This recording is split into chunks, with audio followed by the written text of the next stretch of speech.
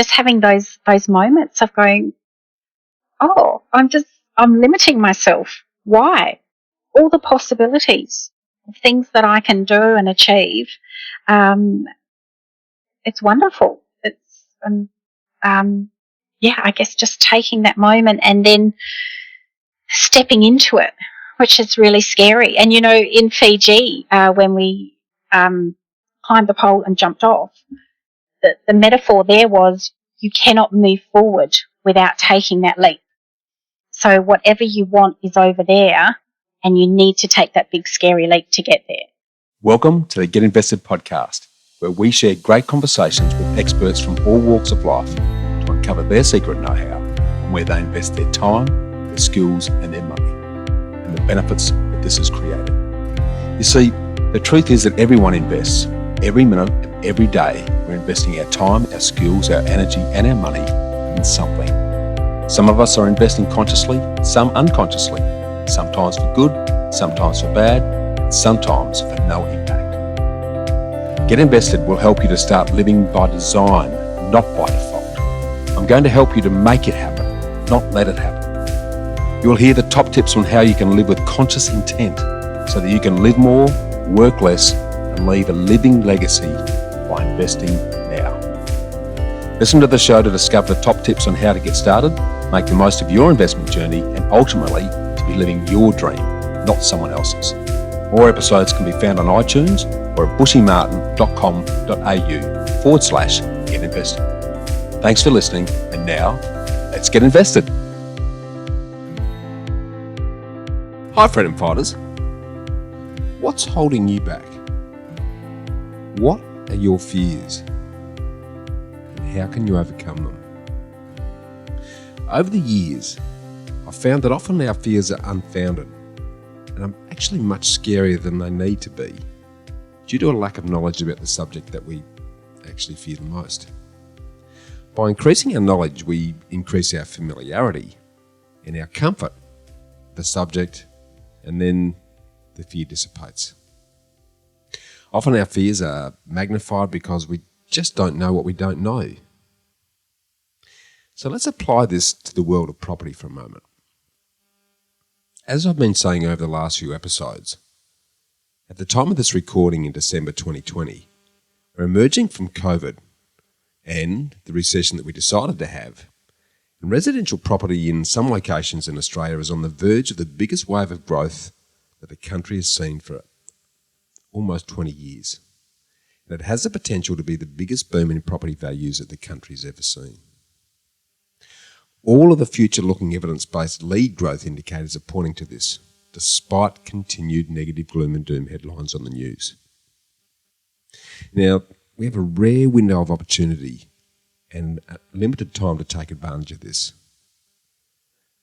Those that have the courage to overcome their fears by increasing their knowledge and embracing discomfort by securing property in the short to medium term are going to benefit. But unfortunately, the majority will allow their fears to paralyse them, only to be replaced by regret in the years to come when they realise that they've missed the boat. To help you join the limited ranks of the former rather than the latter, today I'll help you further bridge the knowledge gap so you can eliminate any secrets and surprises. It's all about being prepared and having the information to make fully informed decisions with both clarity and confidence.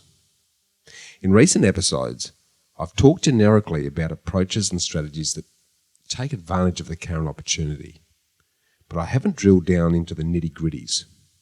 So today, I'm going to get more granular and tactical about how to prepare for your next property purchase.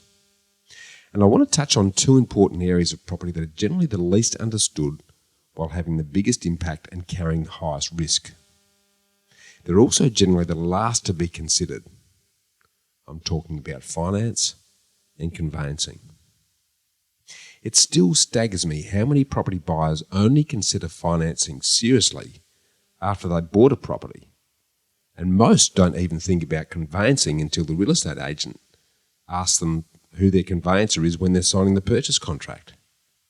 This is exactly the opposite of how you need to approach these two critical areas to protect yourself, minimise your risk, and maximise your outcomes. Let's start with financing. As I've said before on many occasions, property is a game of finance. Not just because access to credit and borrowings drives demand and property values, but because optimising your financing capacity will have a major impact on your property outcomes. And I stress this because the world of residential lending has changed dramatically over the last couple of years. Lending money has never been so cheap, but it's never been harder to get. And there's no point having really low interest rates if you just can't get your hands on the money. In all of my years in property, I've never seen the banks and lenders be more anal and forensic in their interrogation of borrowers' financial positions. Given the increasingly heightened legal responsibilities imposed on the banks by a raft of legislative requirements overseen by APRA, ASIC and other watchdogs, prior to and following the Royal Commission into banking, now more than ever, the banks are looking for any excuse to say no to a borrower. If you haven't applied for a loan or refinanced in the last couple of years, or you're about to get your first property loan, then you're likely to be in for a big shock. The level of forensic interrogation of your financial history and conduct rivals a university entrance exam or an IQ test. In response to successive and ongoing government pressure under the responsible lending requirements, the banks continue to impose layer upon layer of examination and risk mitigation measures that has made it very difficult for borrowers to jump the multiple hurdles required to get a loan approved. And for most borrowers, doing this on their own direct with a bank is like walking through a minefield wearing a blindfold. You just don't know when you're going to blow yourself up. And if you can navigate the nightmare, you're often only able to borrow a fraction of what you were expecting. We've seen investors who could easily borrow an extra $1 million a couple of years ago, who now can't borrow an extra cent under the current lending policy restrictions. In this restrictive environment, how can you give yourself the best chance of maximising your borrowing capacity and getting a loan to buy a property? Let me share some of the little known or not very understood tips and tricks that you can employ to optimise your borrowing position. It's all in the preparation. This means that the first thing you now need to do is to start getting your finances and your money management in order a minimum of 6 months before you're looking to apply for a loan. Why? Because some lenders may scrutinise your last 6 months' bank statements with a fine-tooth comb to analyse your actual living expenses and your discretionary spend to see if they're prepared to let you borrow and how much they'll let you borrow, as your actual living expenses impacts on your borrowing capacity. Let me give you an example of the impact of this. One of our recent know-how finance broking clients is a lawyer on a good stable income with low liabilities other than his home loan. He was looking to secure his first investment property, but because he enjoys the finer things in life and eating out regularly, his discretionary living expenses were considered too high by the banks, and he wasn't able to secure a big enough loan to purchase the property. So if your bank statements show too many Uber Eats, Netflix costs, eating out at restaurants, overseas or interstate holidays, even one-off expenses for a medical operation during the 6 months prior to you applying for a loan, this is likely to impact and restrict your borrowing capacity substantially and potentially limit your ability to secure a property at all. The message? Live lean and spend less in the months prior to borrowing money for a property. Secondly, you need to be extremely diligent with your financial conduct prior to applying for a loan. Again, in the 6 months prior, you need to ensure that you have no over limits on credit cards, no late payments or missed payments on anything, as any one of these can be knockout punches. We've seen loans decline just because a home loan payment was a day late or a credit card was over the limit by just a few dollars. So keep your payments squeaky clean. Next is to ensure that you're managing your credit report and your credit worthiness. In the current world of open banking, where lenders have free access to your financial records and credit report, there's nowhere to hide. So you need to manage this very carefully, as it can make or break your ability to secure a loan. To check your current credit score, you can get a free copy of your credit report by going to Equifax. That's EQUIFAX. Just jump on equifax.com.au and go to their Get My Equifax Credit Report, and you'll get that for free. Now, on your credit file, which is held by Equifax, which was formerly known as Vita Advantage, if you've heard that name before, there's a score which compares you as a borrower to the rest of the Australian population. This is known as your Equifax score or your Vita score, and it's one of the factors that lenders consider when they assess your mortgage application. Now, the score provides you with a good indication of your strength as a borrower. So what's considered a good Equifax score? Well, any score above 700 is excellent. Any score between 600 and 700 is good. 550 is the average score. Any score from 400 to 500 is bad. And any score below 400 is very bad. Now, your Equifax score is ultimately a score of all of the details of your credit file that includes consideration of all of your listings for things like the type of credit provider that you've applied with. Now, there may be different levels with each lender. For example, a small credit union may have a higher level of risk than a major bank or a lender. Also, the nature of the credit or loan. For example, home loans and your help debt are seen as lower risk than car finance or payday lending. Then there's your credit inquiries, loans that you may have applied for in the last 5 years. There's also defaults, which are loans or accounts where you're more than 60 days overdue. There's court writs, where a court writ's a formally written document that's issued by the court, usually because someone has lodged a court case against you. There's court judgments, which are judgments listed when you're unable to come to a suitable agreement with a creditor. And there's bankruptcy history, including what's called a Part 9 history. Now, bankruptcy or entering into a Part 9 agreement will essentially bring your score to zero. Now, your Equifax score or your Vita score now takes into account the following: the date a credit account is opened, the current limit on credit accounts, the nature of the credit, the date a credit account is closed, and it includes 24 months account payment history, which will tell the bank whether you paid the minimum amount required on your financial commitments each month or not. A default is listed on your credit file for being late by 60 days or more and for amounts you owe over $150, and this will remain on your file for 5 years. So how do the lenders use the Equifax score? Well, many lenders have Equifax score fed directly into their own scorecard that they use to assess your loan application. Now, this is somewhat of a black box art, with no one really telling you on what basis or how much credit scoring affects your ability to get a loan. Others ignore the Equifax score and just use the data from your credit file.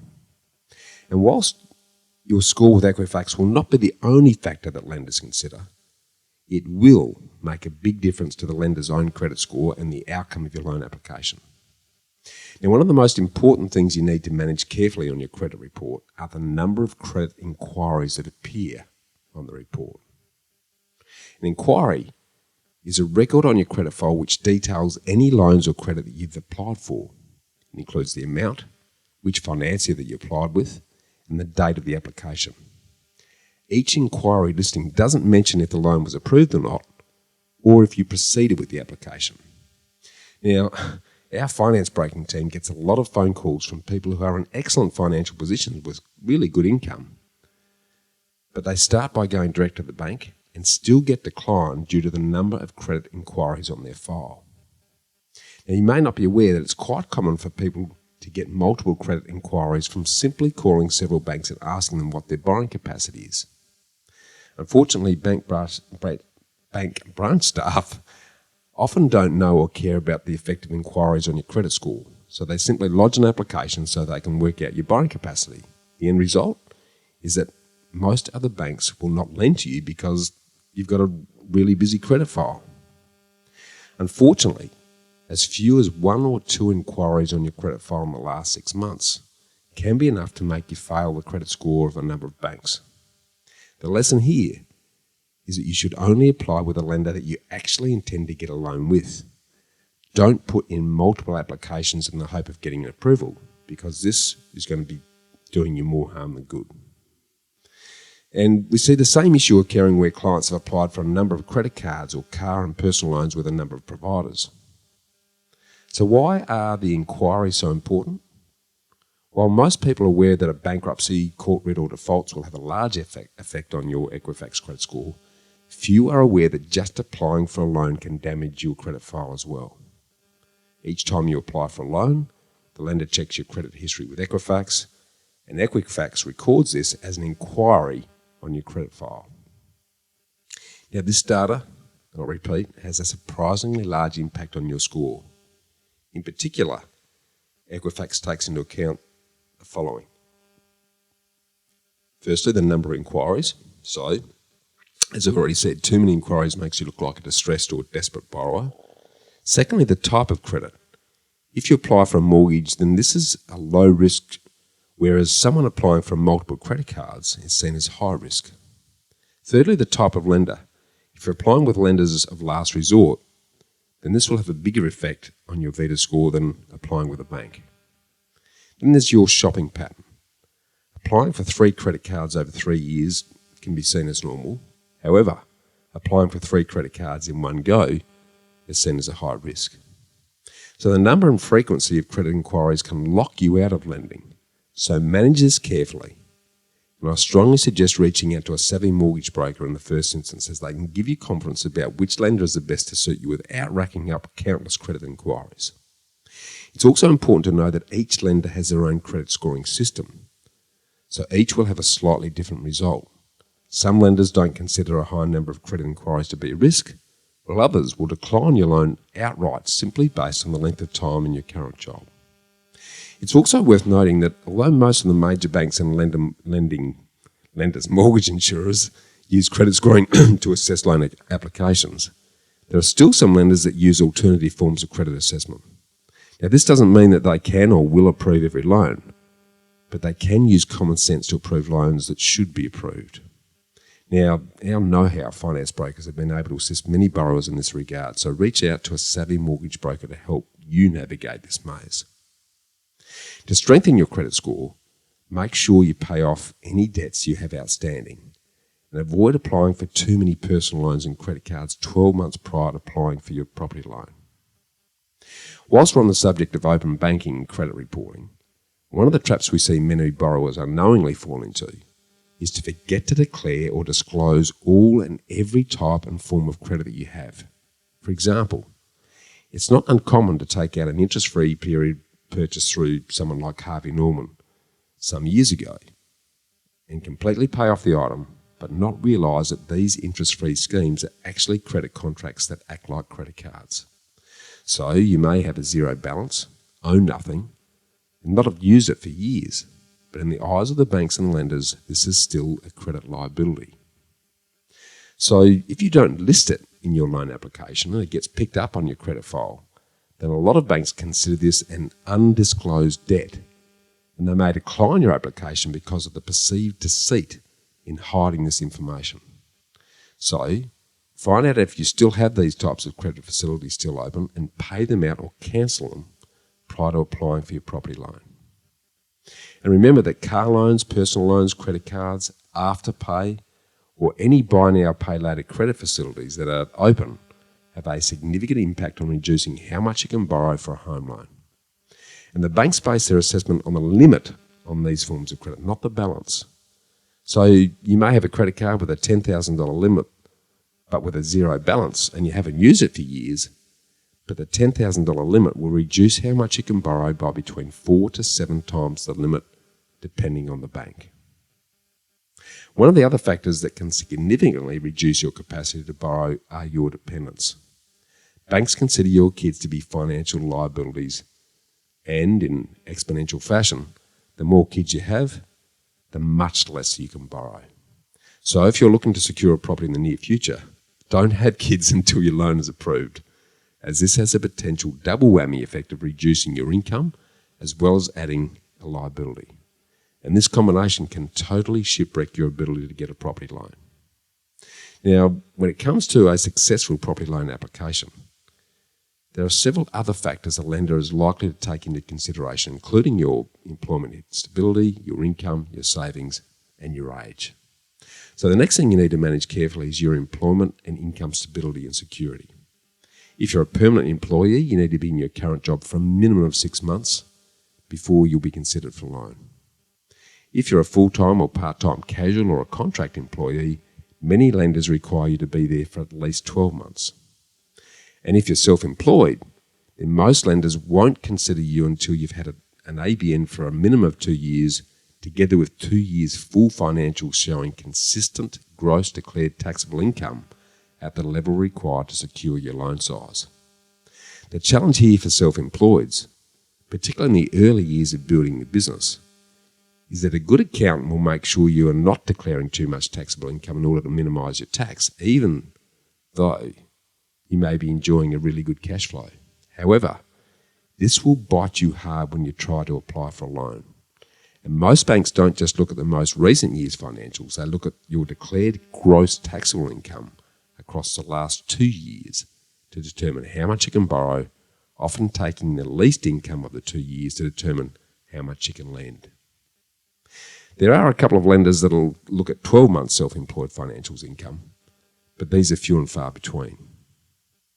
An important takeaway here is not to change your employment any time before your property loan is actually formally approved, as this again will shipwreck your property plans for at least 6 months and probably longer before a bank will reconsider you.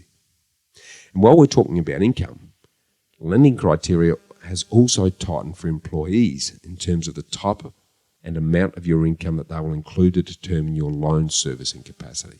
For example, since the advent of COVID, many lenders will only use your base income and will no longer include overtime payments, commissions and bonuses in your servicing income, which can then, again, severely reduce how much you can borrow. And if they do include this additional income, many lenders shade it, which is a fancy word for reducing the percentage of this income that's included.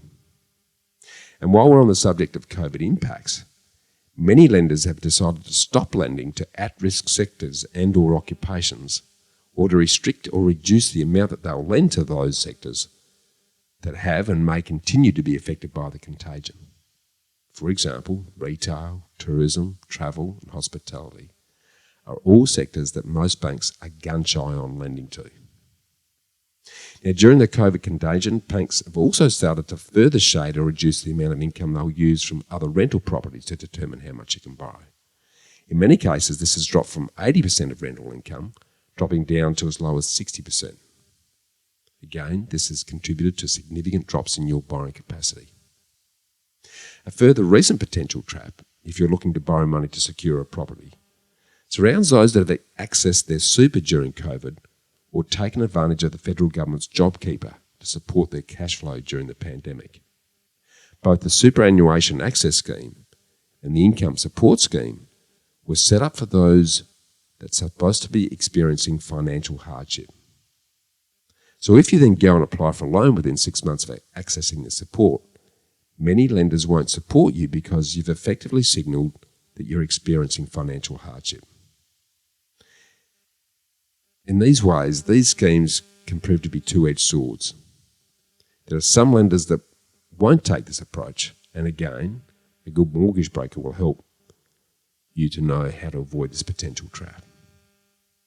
Another recent change that you need to consider is that banks are now utilising what they call your debt-to-income ratio, or DTI, to establish your borrowing capacity thresholds. For many lenders now, if your DTI is higher than 6, meaning that the level of your total debt, including your existing home loans, together with credit cards and your credit limits on the credit cards, your personal loans, car loans, store cards, afterpay, etc., if these add up to any more than 6 times your income, then you won't be able to secure the extra property borrowings. Investors' borrowing capacities are now further being limited, and their ability to add to their portfolios, whereby the level of rental income from properties can't exceed the level of their work income, which has actually hamstrung a number of multiple property investors. In addition, loan-to-valuation ratios have been reduced for certain types of borrowers and loan types. For example, where a first-home buyer can still borrow 95% of the value of the property plus lender's mortgage insurance with some lenders, investors looking for interest-only loans are generally restricted to 80% of the property value as their maximum borrowings, with a select few banks still allowing investors to borrow up to 90% of the property, including the lender's mortgage insurance, which really means you're only borrowing approximately 87% of the property value. This means that investors generally have to find much larger deposits from savings or from available equity in existing properties to extend their portfolios. One of the other challenges that we're seeing for investors that are looking to access excess equity in their own homes or other existing properties for deposits and other costs to help them with another property purchase is that bank valuations are proving overly conservative and are coming in well below expectations and with considerable variations. On a recent property, we got 3 independent valuations from 3 lenders that came back with an $80,000 variation in the estimates on just a $500,000 property. Selection of banks and lenders who use realistic, not pessimistic valuers can therefore be crucial to realising equity and your purchase price power. So your lender needs to be selected very carefully on this basis. Again, a good finance broker will be all over this. So far, I've just started to scratch the surface on the raft of lending restrictions and policy changes that have been introduced that have had a massive impact on if you can borrow and how much you can borrow. Getting a loan now is a bit like getting Ray Charles to unravel a Rubik's Cube. It's complex, confusing, daunting, and extremely time-consuming, with every bank and lender varying on their treatment, which also varies over time depending on their ever-changing appetite. So a no today doesn't necessarily mean it's going to be a no next week or next month. And a no with one bank doesn't mean it's really a no. It's just a no with that bank. And with over 40 residential banks and lenders and over 2,000 different loan product solutions available, you're severely limiting your options by just going to your current bank. Given this money maze that makes up modern lending, your best, easiest and fastest way to secure the maximum loan at the lowest cost in the shortest possible time is to engage a good finance broker. It's one of the main reasons we established the Know-How Mortgage Broking arm, because access to credit has a massive impact on your ability to secure property and to add to your portfolio. The only current light at the end of the tunnel is that the federal government has finally recognised that residential lending has been log-jammed by the borrowing policy pendulum that has swung far too far and is now actually restricting good quality borrowers from securing property. They're now proposing to relax lending laws in March 2021 in order to improve access to credit and the flow of credit, so hopefully the handbrake may come off a little for future borrowers. Because now, more than ever, adaptability, creativity, and the ability to take positive action in the face of uncertainty will separate those who will have from those who will not. Standing still and doing nothing is a vote to going backwards. Procrastination will be a killer. The rapidly accelerating change and unpredictable world that we now live in post-contagion will wait for no one. You will either be on board and riding the crest of the wave or drowning in its wake.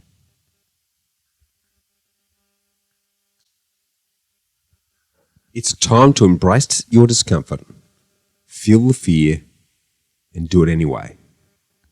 This is the gateway to change, to learning, and to growth.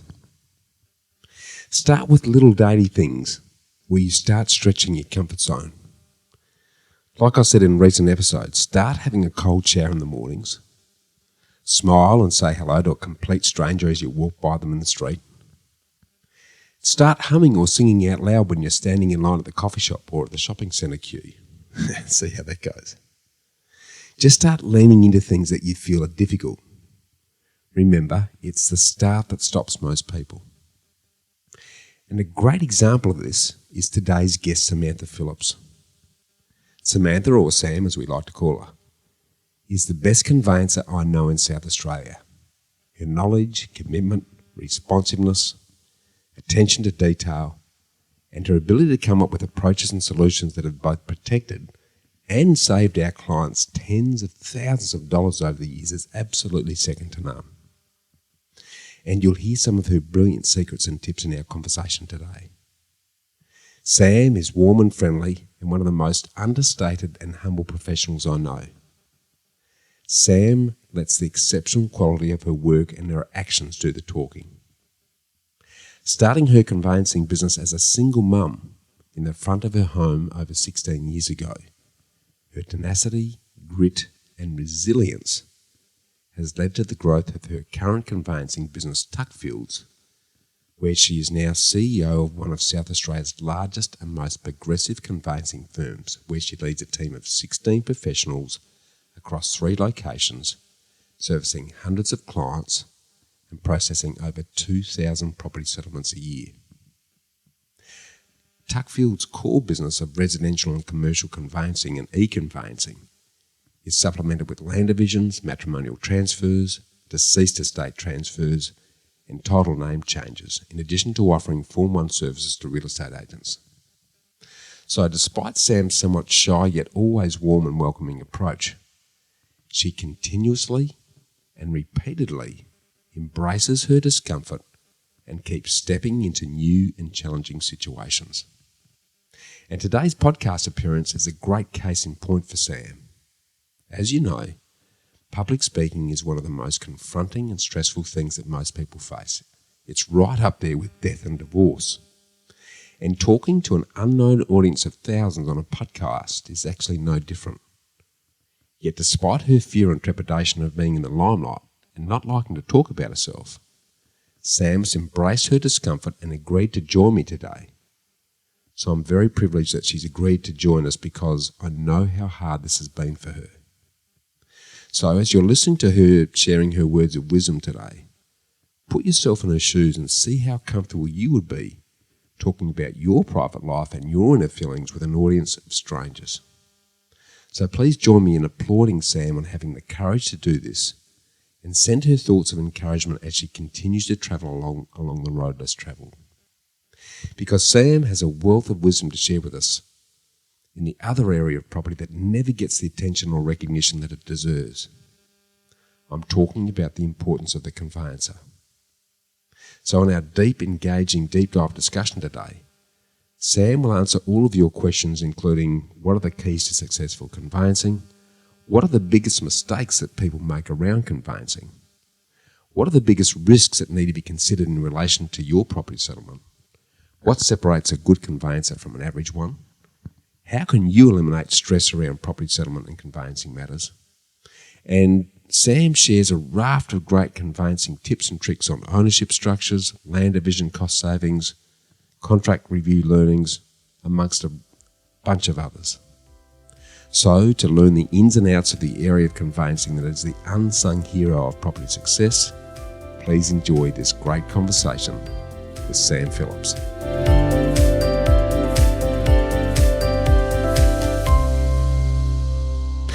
Welcome back, Freedom Fighters.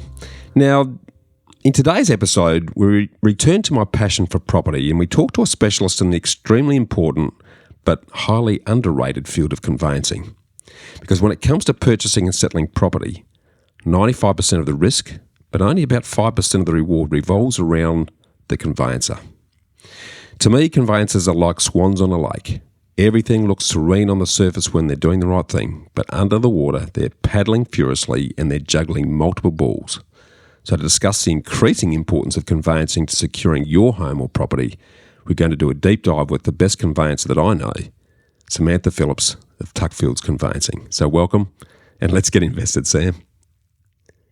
Hello, Bushy. Great to be here. Thank you. Yeah, now we've known each other for a long time and we've both grown and gone in great directions. So I'm really looking forward to sharing some of that with the audience today. But Sam, for those who don't know you, can you sort of, in your own words, give us a rundown on who you are, what you do, and most importantly, why you do what you do?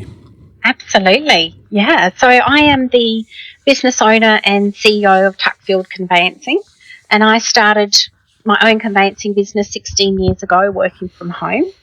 And I remember starting out printing out my own flyers and driving around on the weekends with my then husband and my 3 sons in the back, handing out flyers anytime we saw a for sale sign, handing them to people as they came in or out of open inspections, which is how I got my first clients. And they thought I was absolutely wonderful because I had all the time in the world for them.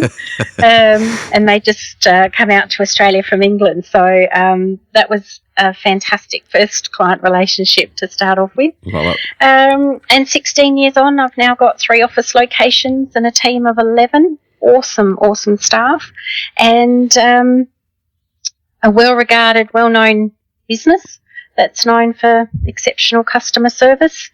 And why do I do what I do? Well, ultimately, it's all about people. It's always about people. And it's about the people on my team. It's our clients. It's our business partners that we work with. It's providing that exceptional customer service and taking the time with people. And I know that that's what my whole team, that's what we all find rewarding in what can be a very stressful industry. Yes, and we'll dive into some of that stress later on. For those that have either been through it or haven't been through it, you're right at the pivotal axis of all of that fun activity.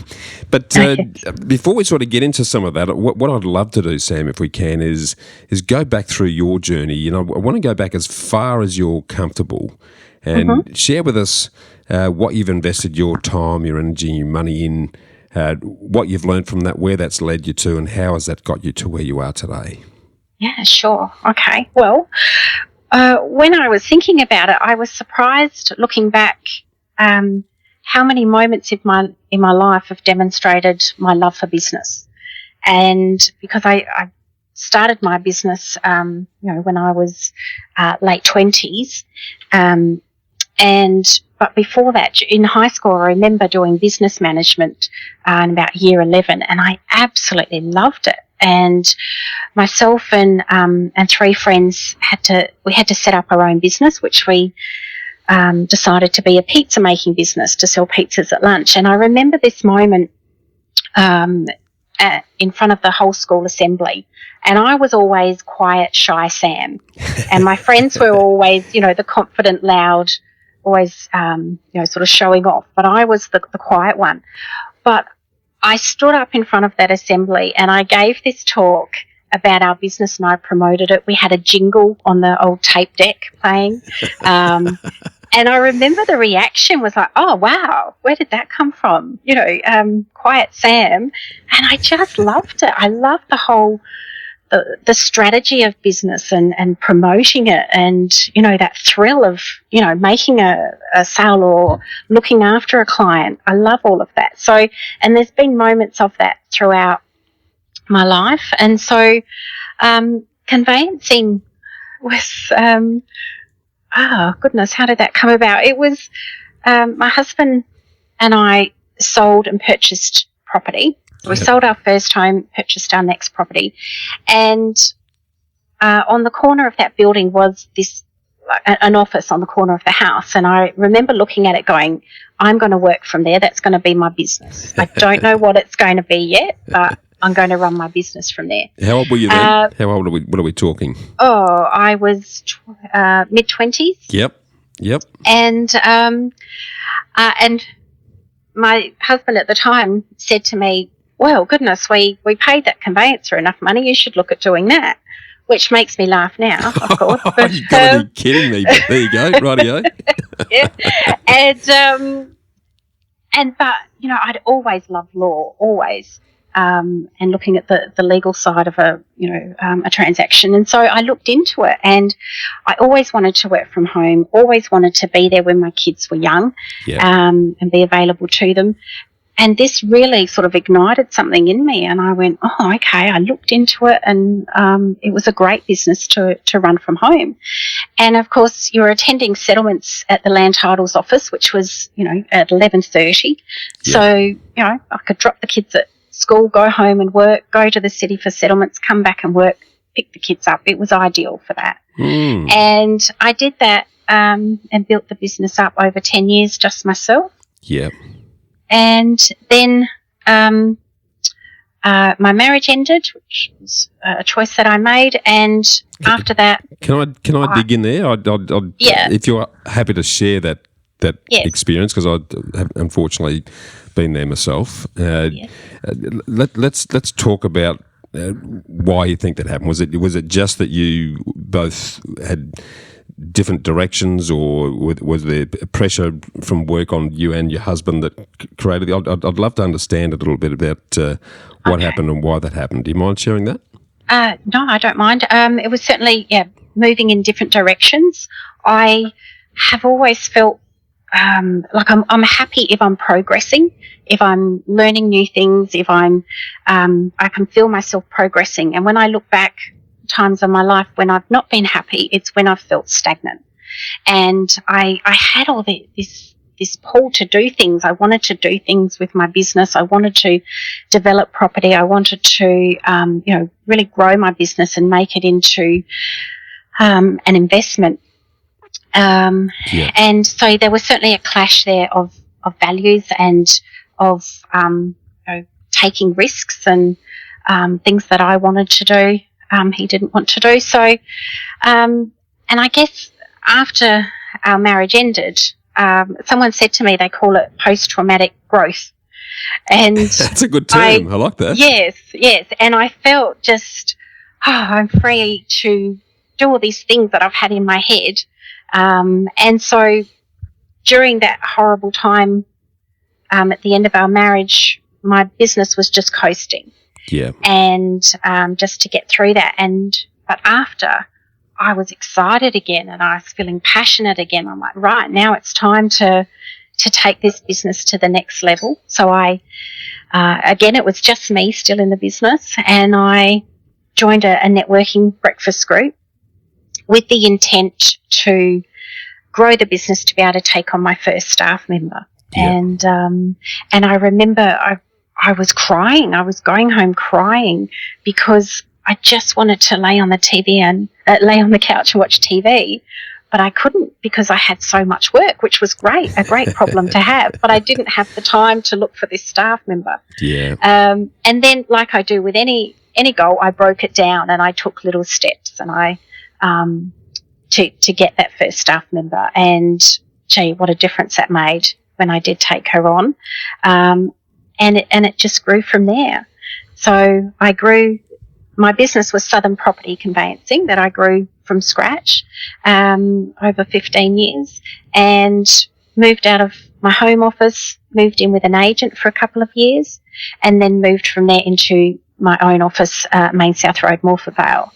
That was a huge, scary step, and then built the team up from there. Yeah, I guess just diving in here again, being effectively a single mum with some kids, building your own business in a fairly male-dominated industry. And it's not so much now, but it was a very blokey sort of industry way back then. I would have thought that would have been quite challenging and would need a lot of personal persistence and fortitude and self-belief, actually, to manoeuvre your way through that. Can you sort of share what that journey was like with us?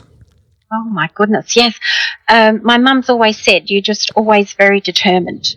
You just sort of set out what you wanted, and then you just kept working towards that. And so I did. I just kept plugging along and being consistent and working, and I loved the client service side of it. I loved that, and I still do. I love that I have the knowledge and experience to help someone in what is quite a stressful transaction. Even though it may be exciting, it's still very stressful.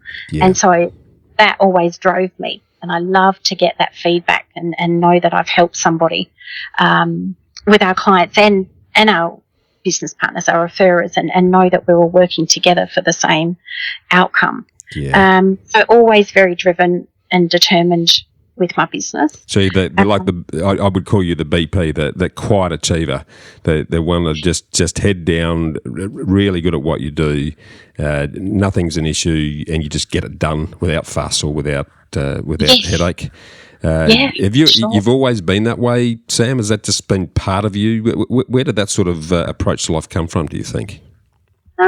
I think, yes, I think I have always been determined, but I've always been like the quiet achiever.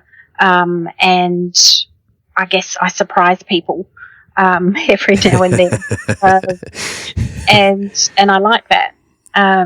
But I guess it has always just been there's always been a very strong work ethic there for me. And in school, I was never really academic, but I still enjoyed my schoolwork and my homework, and I enjoyed presenting, a really good assignment, or even though, I wasn't perhaps always the best academically, I enjoyed the process and presenting something that I was proud of. So you strike me, and I'm not as someone who there's a little bit of perfectionism in there, and there needs to be in the industry you're in. It's very eye dotting and T crossing, and a comma or an apostrophe can make a massive difference to a contract. Yes. So you need to have that sort of approach to life. Is that something that's again always been part of your DNA? It has, yes, it has, and always. And I'm sure a lot of people can relate to this, but that drive for being perfect or being so hard on yourself, and not stopping to congratulate yourself and things that you have achieved. But that I have really got so much better at in the last couple of years. Good. And taking that time to just look back and write down, oh goodness, look what's happened in the last year. And I have made myself a list of things that you've done that at one time you thought were impossible.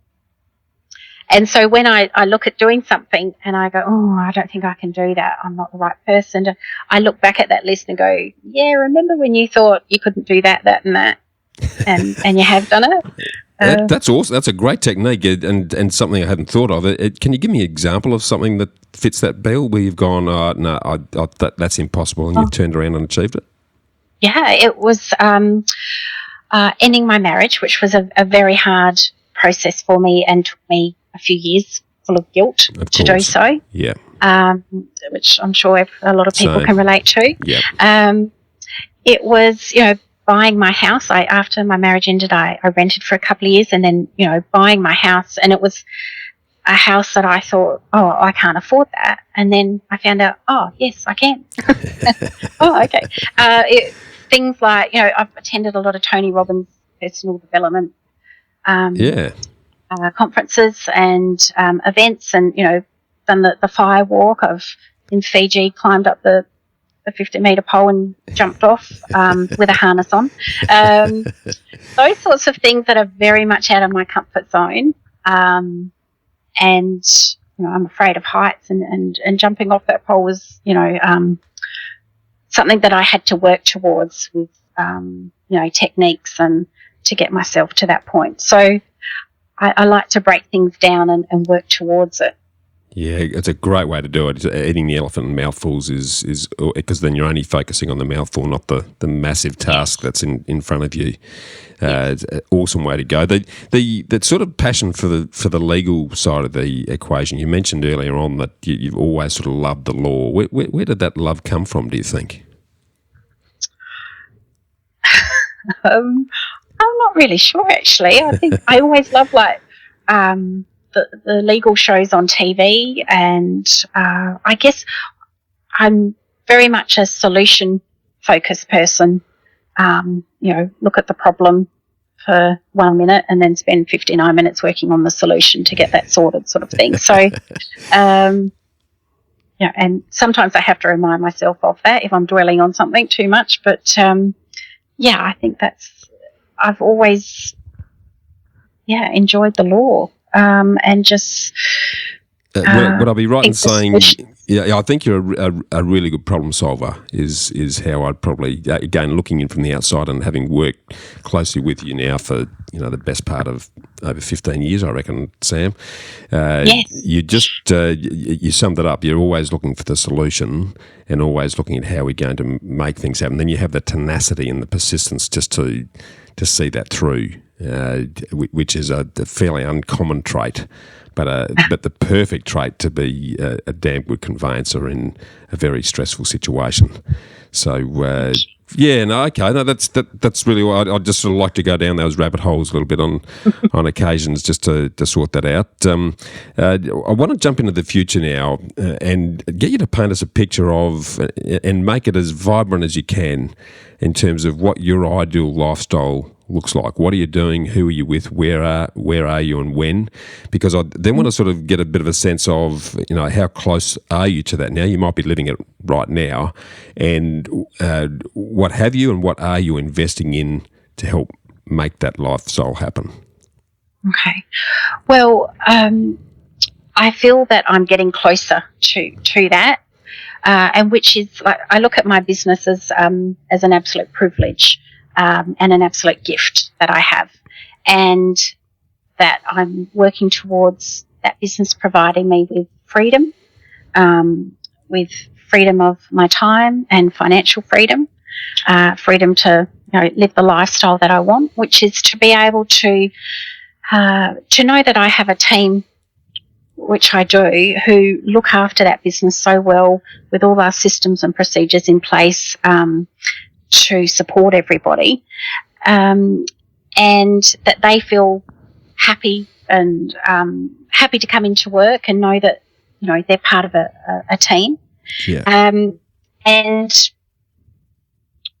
So the lifestyle I'm working towards is that freedom of time and money, with a nice new partner sometime in the future, hopefully, maybe, and to be able to just to travel, to relax and laugh and have fun, and know that you've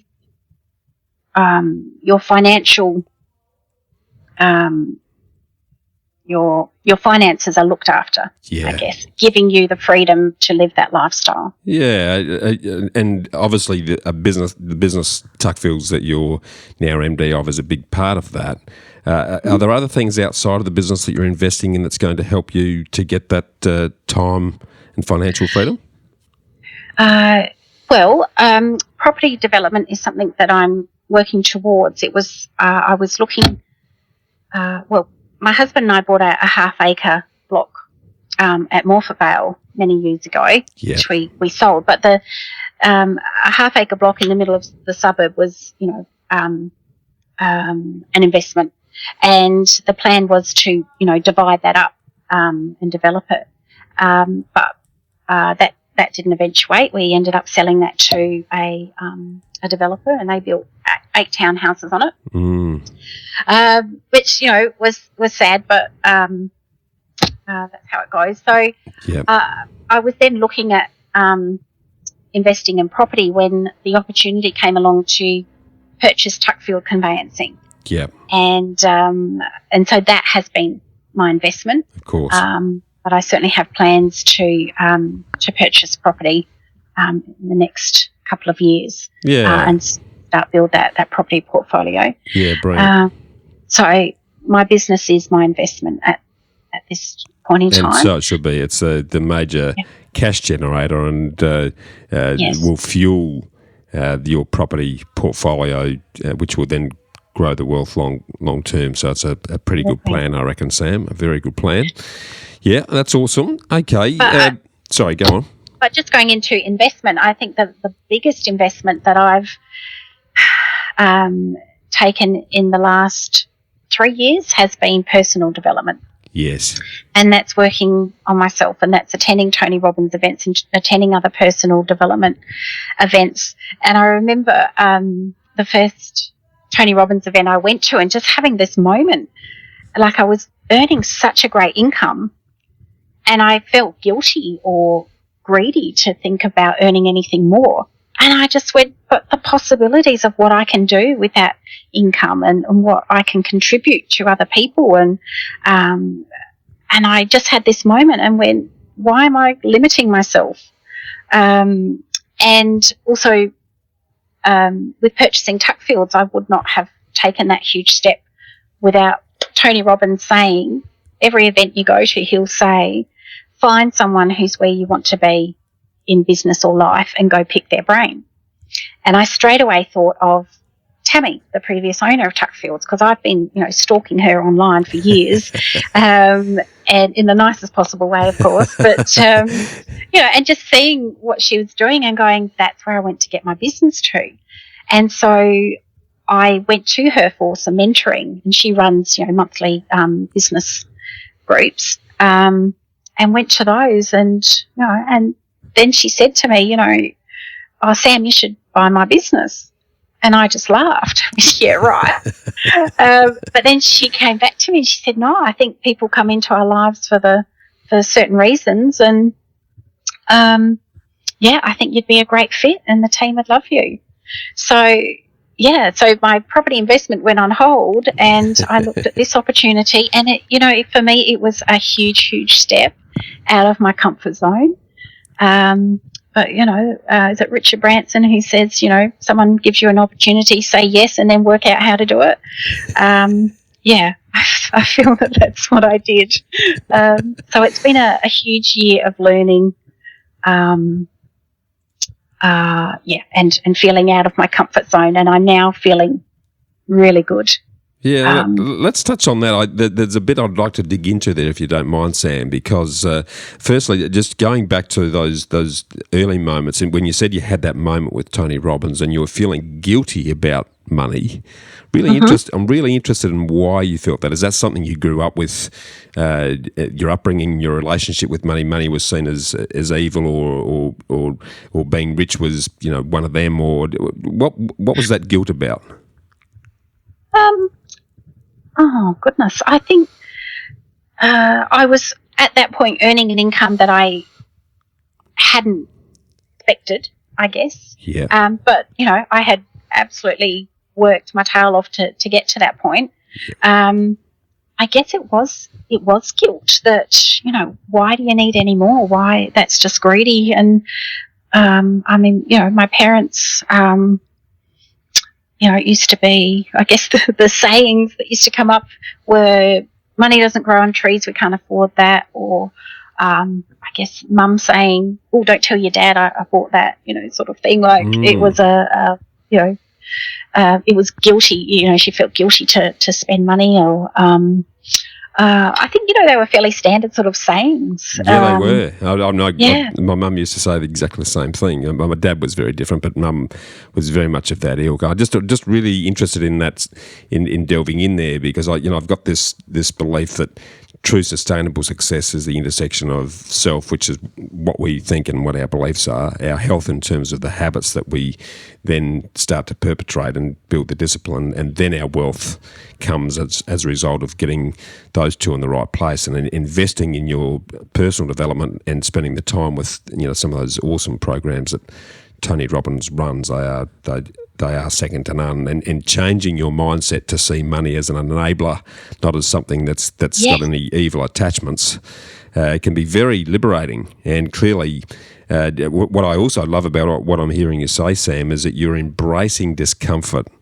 as a way of challenging yourself, but taking things to another level. And one of the biggest concerns I have for a lot of us hardworking Australians is that they sit in their comfort zone, and we've got it very good in this country, despite COVID and everything else we've come through. We've still got an enviable lifestyle, and it's very easy to sit in that comfort zone and not then extend yourself to really take things to the level that you'd ultimately like to. And what I'm hearing you saying is that you're almost embracing discomfort as a way of helping you grow to then achieve those long-term goals that you're looking to get to. Would I be right in saying that?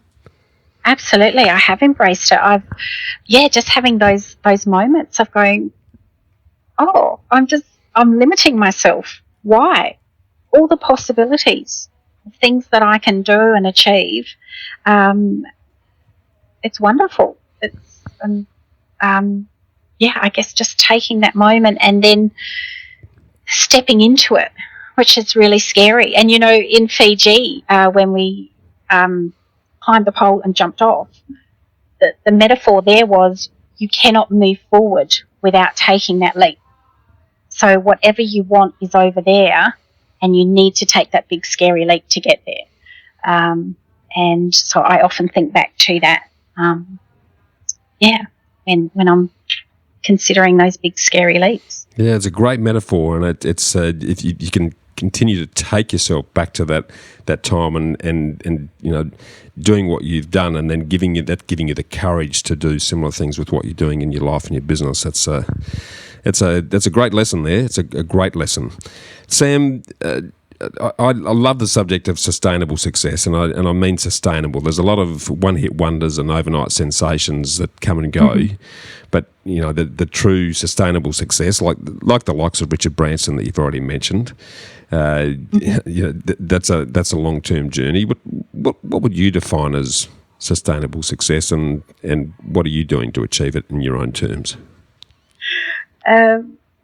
Sustainable success for me would be continuous investment in people, and investment in myself, and setting up systems, and processes in your life that support the lifestyle that you want, so that it's not dependent on you being there constantly. For things to continue, and to continue to provide you with an income, or for your business to continue. And yep. No, I'm sorry, I don't feel like I've answered that one.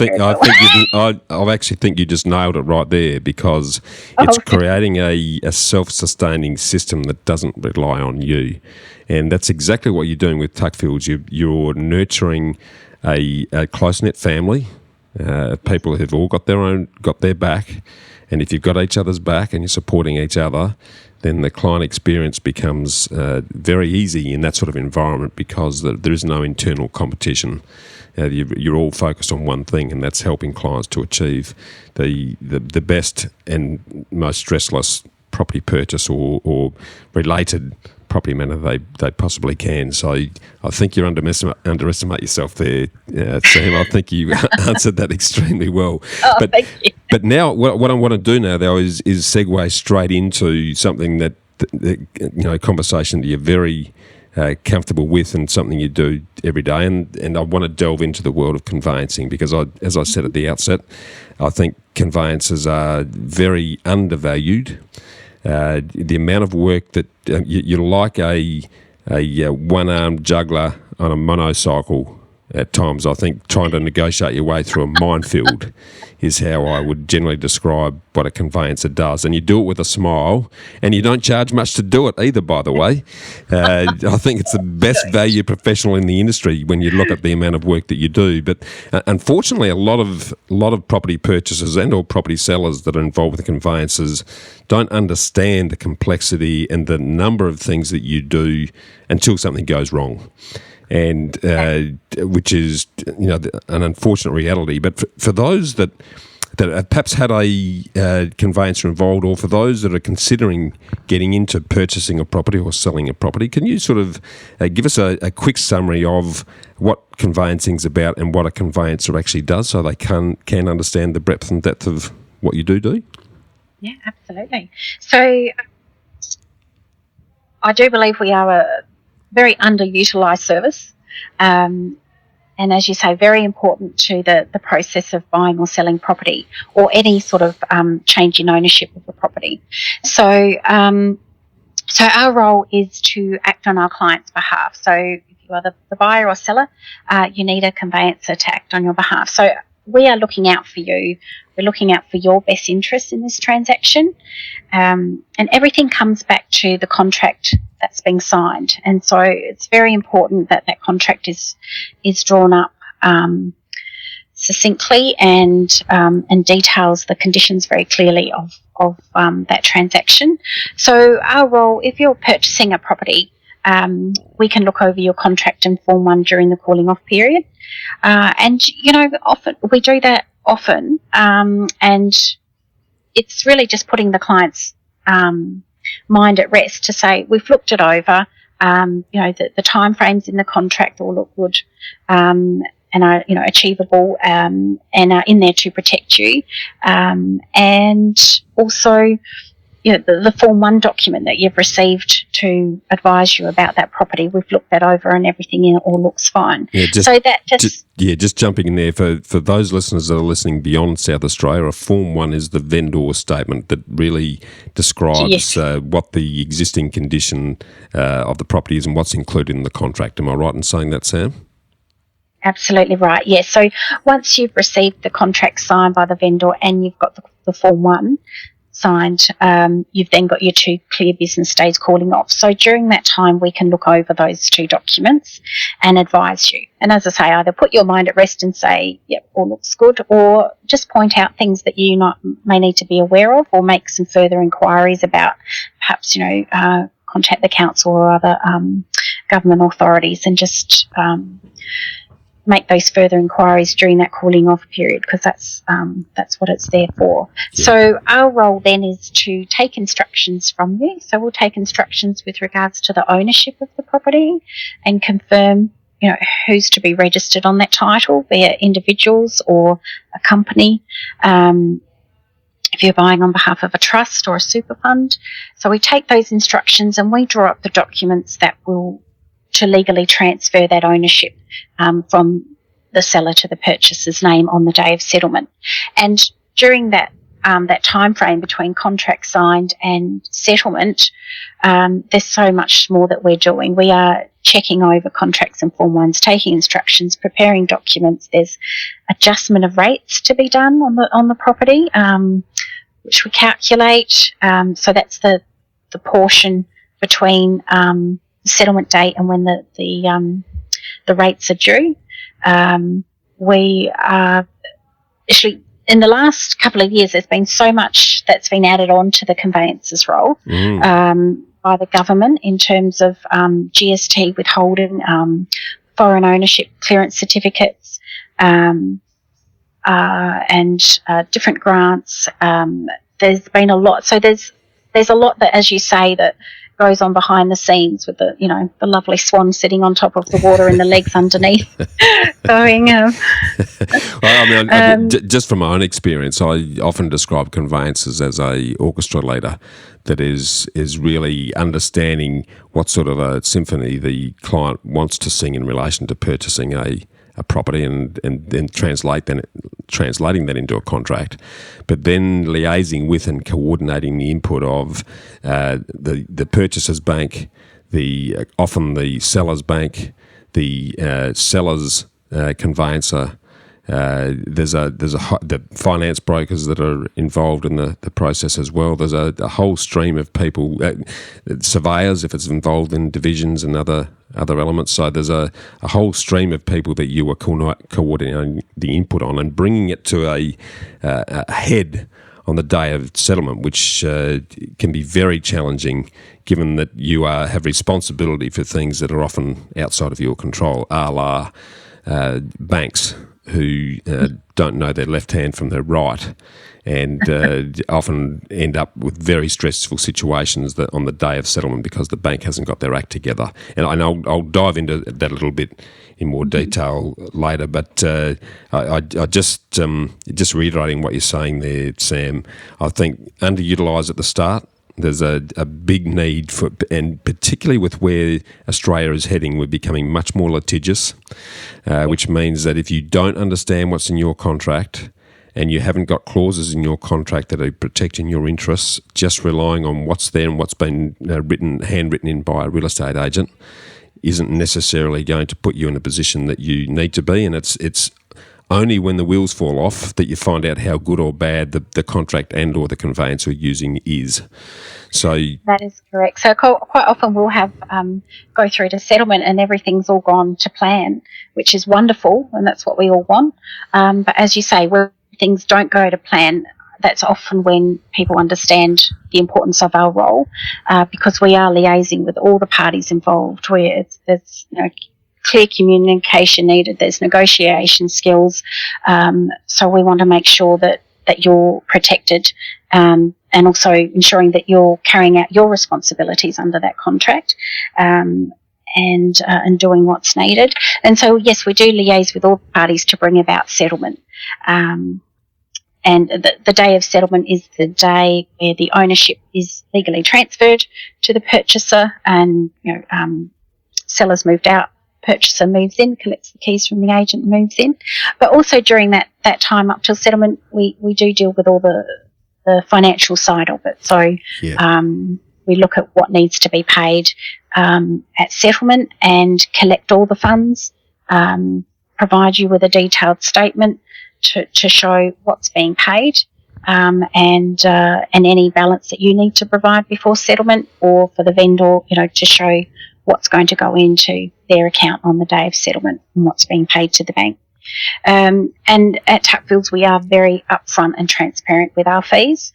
So we provide them in writing to our client, and what you see on the quote is what will be on your statement. So so it's very upfront. And I think when people inquire and call conveyancers, as you said, they don't often know what we do.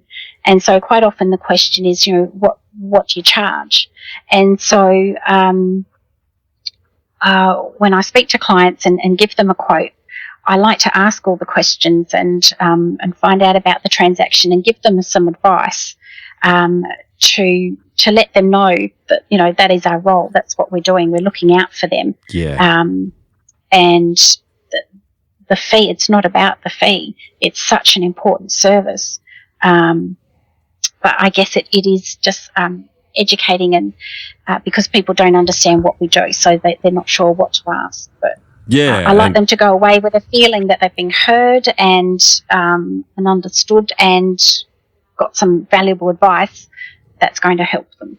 Yeah, and it absolutely spot on. It's helping them to understand actually the complexity of what's involved in a property transaction and where the conveyancer fits in to actually orchestrate all of that. And the fee, when you look at everything you've just spoken about, and there's a lot more that we haven't touched on, the fees that you charge, yes, I think are very, very cheap, and particularly in South Australia, where we're very fortunate to have conveyancers that don't have to be solicitors. I mean, if you look at the eastern states where a solicitor has to be involved in the transaction, lawyers charge by the 7-minute increment, and the cost of the conveyancing is generally substantially more than what you're paying in South Australia. So I think you do a lot of work for the money that you do get paid.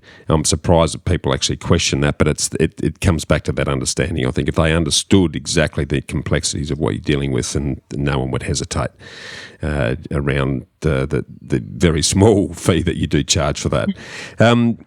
What I'd love to do now around that, because I bet you could write books on some of the experiences that you've had with conveyancing along the journey. Would you mind sort of sharing with us some of the biggest mistakes that you see people making around what you do? Yeah, absolutely. Yeah. Okay, well, we deal with a lot of marital transfer transactions, which is when a couple have decided to, split ways, and the property is owned in both their names, and they're looking to transfer it into one sole name, so from joint names to one name. Yep. And our advice in that circumstance would always be to have a court order drawn up. The court order, if both parties have agreed on how that property is to be split and the funds and such, the court order is drawn up, and it gives both of those parties protection. It means neither party can come back and contest that transaction in the future. And it just makes it very clear to everybody involved, this is what you've both agreed on. Yeah. And so I do remember one young couple, and advised them about getting a court order. and the property was being transferred into his sole name, and he said, I just can't afford it. I can't afford it. And so the property was then transferred into his sole name, and he came back 6 months later because he was selling the property, and he had paid to his ex-partner an agreed amount, but then he sold it, and sold it for actually quite a lot more than was expected. And his ex-partner found out and was then able to come back and contest that, yes. And so, when he thought that he couldn't afford to have that court order drawn up to give him that protection, it then seemed like a very cheap alternative to... Exactly. I mean, it probably cost him thousands in terms of the split at the other end, but a court order would have been in the hundreds of dollars, I would have thought, in general terms, depending on how much argy-bargy there is between... Getting the court order. No matter how amicable it is at the time, it certainly does give both parties that protection because, you might agree now, but, when people repartner, things change. And obviously I can't give legal advice here, but it's just something that we see that is such a simple solution. And it also... there's a stamp duty exemption in certain circumstances, and so which would be like if it's your principal place of residence and you are or were married or de facto for more than 3 years or have a child together. So in those circumstances, there's an exemption on the stamp duty for that transfer of ownership.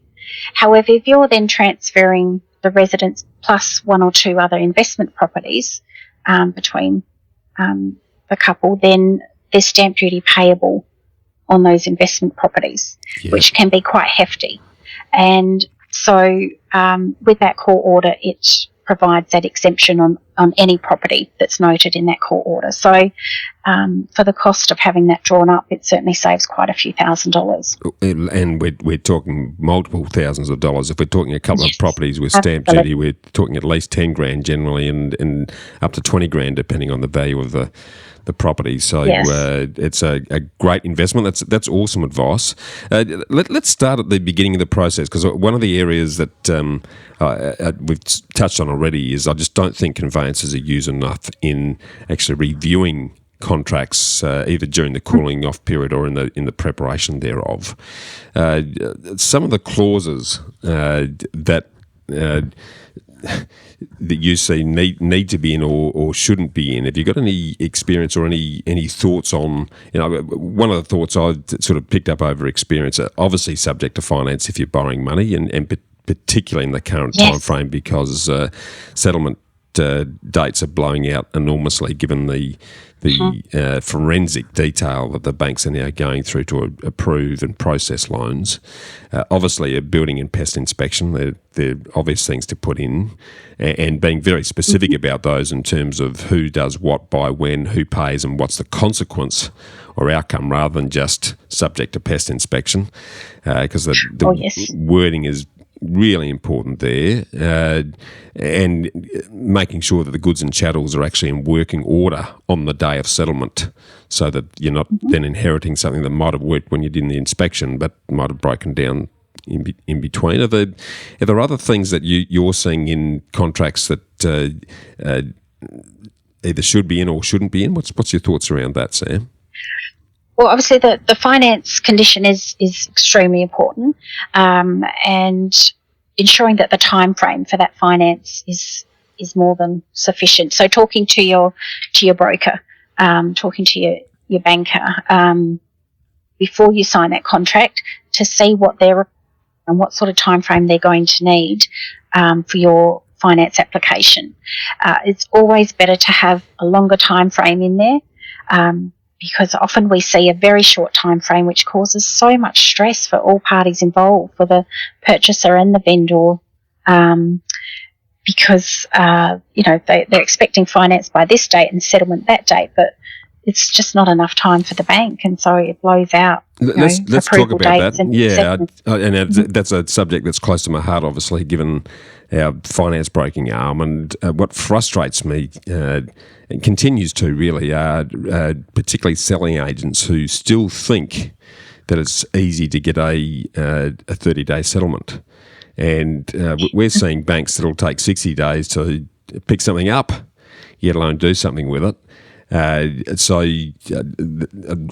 those listeners that are tuning in now, what we normally suggest to people these days is a 6-week finance approval clause, and at least then 2 or 3 weeks post that to actually see to the settlement. So we're talking an 8 to 10 week settlement if we're going to be realistic around making sure, because we're in an environment where the bank lending policies are almost changing by the day and continue to do so. And what quite often happens is a purchaser will think he's going with one bank, and for whatever reason he steps on a landmine and can't do that and has to go to bank option B or C. Well, that's not going to happen in 30 days. So that time frame is absolutely key, and there's generally no great, unless the seller has locked themselves into a settlement on another property within that time frame, then if you go in reasonably and all parties understand that, then the whole transaction becomes a lot less stressful. So it certainly does, and much better to have that longer time frame. And if the bank is ready earlier and both parties agree, we can bring settlement forward. But without all that stress in there beforehand of not meeting the dates. And I have had a couple of clients recently just say, oh, yeah, they've got a 2-week time frame in there for finance. And they said, that's okay. Like the agents just said that, that can be extended. Well, yes, it can if the vendor agrees, but depending on every contract is, there's different contracts, but the general clause is that if you don't have your finance by that date, then it gives the vendor the option to terminate. And so, if they've got someone with another offer and perhaps more favourable conditions, and then they can terminate and sign a new contract. Whereas if there's a longer time frame in there, it's just allowing all parties sufficient time to do what they need to. If the agent is saying that's all right, we can extend it if needed, I would say, how about we just put a sufficient time frame in there right up front. Yeah. And just managing everyone's expectations up front rather than creating that angst. Totally agree. The assumption gets everyone in strife. The talking around that period of time, another issue that I often try and avoid like the plague, if at all possible, either simultaneous settlements. In other words, two properties need to settle on the same day to make something happen, and or same day occupation. So they settle on Friday and they expect to be in on Friday night. I tend to warn people off doing that because it's you don't have to have many hiccups for that to become an absolute living nightmare. What's your experience around that, Sam? Yes, it creates this domino effect, and but the part of that transaction is they need the funds from the settlement to settle that purchase, and so often it does have to happen on that same day, which is really hard. But we certainly, we do a lot of transactions like that, and then if our client's got a sale and purchase and that's subject to someone else's sale and purchase, it does create this whole domino effect. And I guess with electronic conveyancing, electronic settlements, that has helped in some way because the settlements happen one after the other, and everybody can see that there's linked settlements there. Whereas I guess in the old paper way, if you were informed, then you knew, but you didn't always. So I guess it's, again, setting those realistic expectations and being aware of what your requirements are. If you have signed a contract for sale and purchase on the same day, of what your requirements are on that day of getting out of the property that you're selling and cleaning up and being ready to move in, and that sometimes it doesn't happen like that. That sometimes a purchaser will get to a property and the vendor hasn't quite cleaned up, but and are ready to go. So, and then we get the phone call and it's not very nice. But I guess it's just being aware that people are trying their best and doing what they can to hand over a property. But we would not settle until we've had instructions, in that circumstance that parties are ready to go. What's your advice to the listeners who are either going through or will be going through that process at some time in terms of trying to minimise the risks associated with that situation? It would come back to the timeframes in the contract, most definitely, and allowing sufficient time for everybody's finance approval for sale and settlement of their property and settlement of yours. And we instruct our clients closer to settlement with the electronic settlements, what time their settlements are due to go through and when to expect a phone call and, when to hand the keys over to the agent for the property they're selling. So I guess it is just being prepared as much as you can, but also that little bit of flexibility because, settlements with the banks, that there can be hold-ups and delay it, on the day.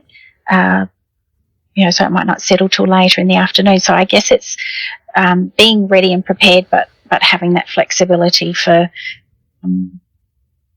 a couple of hours delay on the settlement. I mean, you mentioned the banks again, and I know it's easy to kick the banks, but unfortunately, given the size of some of the banks, the attention to detail, and that there's so many links in the chain that things fall through the cracks.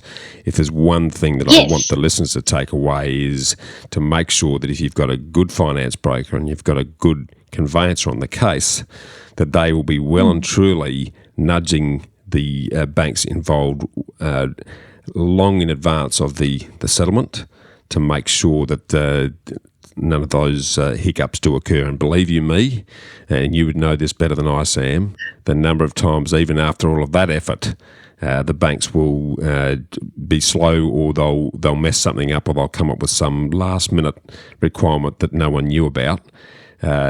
Really can't emphasise enough the importance of really keeping on top of the bank, because you're often dealing with two banks in a transaction, the ingoing and the outgoing bank on a title. And if both of them aren't playing the same game, then that's where the issues occur. And let's face it, most contracts incorporate penalty interest or some sort of penalty if you don't settle on the day. And even though the banks might be the issue, it still becomes your issue because it's your name that's on the contract. So have you got any further thoughts around that? And that seems very unfair, and that's not a nice message to have to give to a client when the bank is the reason that it's held up, but they have to pay the interest. So I guess to protect themselves, it brings up, as you've said, the importance of having a great conveyancer and a great mortgage broker who are working together. And we had a very good example of this just last week where the bank was just not on the ball, and our conveyancer and the mortgage broker just worked and pushed that bank to get the settlement through because they just weren't reading what was right in front of them, to be honest. And so having those two parties working on your behalf and pushing the banks when needed and knowing when that's needed is obviously very important. And with interest, we would advise our clients, depending on the bank's requirements, but we would advise them that if interest has been charged and it has been a delay to the bank, that they've had their sufficient times regarding, their documented requirements and timeframes, and they're still not ready, then we would advise clients to seek reimbursement from the bank post-settlement. To get settlement through, if penalties have been charged, we have to pay them most occasions, and then post-settlement you would need to make that application to your bank. Yeah, I know when we're involved in the transaction, we'll get the bank to agree in writing before settlement that they will incur any penalty costs, so that because once the settlement's been done and the transaction's out of the road, it's often difficult to get the banks to come to the party. But it's something that does need very careful communication and coordination, and it's being able to the real art here for the conveyancer and the broker is to know what questions to ask, because they understand the process, and who to be asking that question. Because if it's left to someone just ringing your bank and getting lost in the mire, then and you don't really know what you're asking them to do, then it's pretty ineffective. Is that true in your experience?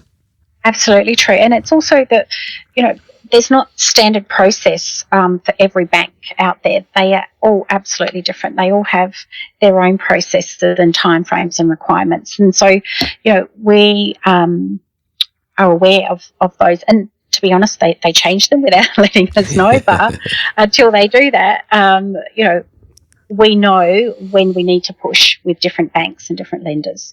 Knowing that some banks, we can allow until sort of the day before settlement, and we know that they're going to be good to go, that's just their normal process. But others, we know we need to be pushing them like 3 days out for the information that's needed. So, and that's where great conveyancer comes in, is they know that with the different lenders and different banks, what their requirements are and when they need to be pushed. Make a very good point, because I'd go as far as saying every bank is different in terms of their process, in terms of their timing, in terms of their people, and that is an art form, just even being able to understand that to make sure that you are getting the right result. What about the issues around, and I'm sure you've seen a bunch of these as well, the names that are put in on the contract?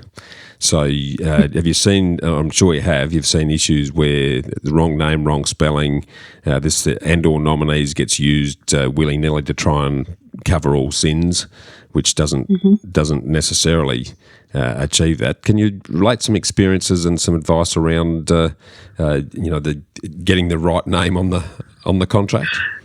And it seems such a very simple thing, but when I talk to clients and they say we're looking to sign a contract soon, and I will say, ensure that your name is in full and spelled clearly. And I get that funny look or that pause on the end of the phone, and it makes a difference. It's your correct name needs to match what's on your finance application, needs to match our instructions, what's going to go on the title, needs to match your ID documents. And so if a name is missed out, such as a middle name, or is spelled incorrectly, there's repercussions for that, and the bank needs the contract amended, which takes time. Our instructions need to match, with regards to the ownership, need to match your bank's instructions with regards to ownership. And so we complete an identity check, which came in a few years ago, which is a formal ID check. And that is where we, as your conveyancer, are meeting you face to face and confirming that, yes, you are this person and that everything matches with your ID. And that's a very, very important part of the process. We cannot complete settlement without that. And it has been, I think it's been a very important and very, a great step forward in the conveyancing industry to be able to now have that requirement to do that face-to-face ID check. Yeah. When you think back to what we used to do, we used to send documents out by post. Someone would sign them, someone would witness them and send them back. And we had, this was quite a few years ago, but we had no idea who was signing. Whereas now the requirement is we have to formally identify that person. And it's the government requirements on that are very strict of what ID needs to be provided, and it needs to match. And can cause some angst because until people really look at their birth certificate or their passport, they haven't realised that actually there's something different on there. Differences, and that happens a lot. I mean, you would see, we certainly see it in the bank application process as well. The passport will have one name, the birth certificate's got another, and quite often the driver's licence will have something else. And it's like, guys, you've got some homework here, or you're going to be bracing off the science stat decks to cover this off, because everything's got to be consistent from the contract through to what you're presenting, otherwise the wheels fall off. So, absolutely. And it's amazing, as you say, how often that happens. Different government departments are issuing all this ID, and then it comes to us and the government's telling us these are the requirements. But, different departments have issued ID completely different. It's amazing how often that happens. It is. Now, just while we're talking about ownership, wouldn't mind having a little tangent here around joint tenants versus tenants in common, because again, there's some ramifications there that a lot of people probably aren't aware of. And most people, if it's a husband and wife or a couple that are buying a property, they don't even think about their subject. They'll just sign as joint tenants because they think that's what it's all about. But there are options, particularly with tenants in common, where you can alter the percentage of ownership to perhaps favour. Your accountant might be advising that for tax reasons, if you slant the ownership in one party's favour, that will help in relation to tax position, or you might be looking at asset protection, where you're wanting almost to remove one party that might be much more financially exposed than the other. Can you talk to us a little bit about your experience around the joint tenants and the tenants in common exercise, and what the implications of those are? So anytime we're acting for purchases where there's more than one purchaser, we get written instructions. We provide written information about joint tenants and tenants in common, and ask our client to complete a form and provide that to us. But we also speak to them verbally over the phone or in person to explain. So joint tenants means that you both own that property equally together, and as you said, most commonly used by couples. So then upon one person's death, that title is automatically owned by the other person on the title. The other option is tenants in common. And so tenants in common means you can hold a distinct share, which still could be 50-50, or it could be 40-60, 80-20, 90-10. And it means that your distinct share in that property is then dealt with upon your death, pursuant to your will. So it doesn't automatically go to the other person on the title. And so that would most commonly be used if it's an investment property. So it might be a couple buying investment property, and we would advise them to seek advice from their accountant or tax advisor as to the percentage of ownership that each of them should hold. And as you say, may provide some tax benefits there, or help them avoid some tax implications. Tenants in common also with family members, or different family members or friends buying property together, and so then they hold that distinct share, which they would go upon their death as per their will. And there's a very important thing you've mentioned right there. If you don't have a will, and we say this to all of our clients, if you're going to go down tenants in common, you must have a will, because otherwise, upon your death, where you thought the property was going to go may not go, because it can be contested, because it's not actually spelled out clearly who's going to. Whereas in joint tenants, which is almost, it automatically goes to the surviving title holder. Yes. So very important distinction there that you've mentioned there, Sam. Absolutely. And that would be, the next part of our advice. Tenants in common is to ensure you've got an updated will. And it's usually one of those things that people go, yeah, I'll get to that. But it's so good to know it's done, and it's empowering to know that you've just looked after that. And you don't need to worry about that any further. But tenants in common is also very, and having an updated will, so important when it's couples who are on their second marriage. Yes. And if they're holding as tenants in common, then to protect their child's inheritance. We see that a lot. So having that updated will in that circumstance, so important. Yeah, and something else you mentioned sort of indirectly related to this earlier on when we were talking about de facto relationships. The definition of de facto that you touched on then is a couple that's been in a permanent relationship for 3 years. Is that right? Yes. Now that is in regards to the Stamp Duties Act for the stamp duty exemption on transferring the principal place of residence. So the definition for that stamp duty exemption is domestic partner when they've lived together for 3 years immediately preceding the date of the transfer of ownership, or they have a child together. So if they meet that criteria and it's their principal place of residence, then they would receive that exemption. Yeah, okay, that's awesome. Now, jumping to the other end of the exercise, and when we're getting to the hot spot, which is the settlement day, one of the great pieces of advice that you gave me years ago, Sam, was to make sure that the clients are actually putting a little bit extra into the trust account. Anywhere between, I often tell my clients, let's just pop an extra $500 in. It doesn't matter what they're asking for. Let's put an extra $500 in there, because if there's a 1 cent bank fee that's over and above what was anticipated, or there's an adjustment in the council rates where you're paying a little bit more than you did, and there's not enough money there, guess what? It's game over. That settlement doesn't go through. And then what you do very well is then transfer that money from your trust account back out to the clients with any surplus post-settlement. I just think that's this awesome advice, because it de-stresses that potential exercise. Are there any other things around that you think are worthy of talking about that the listeners might be interested in?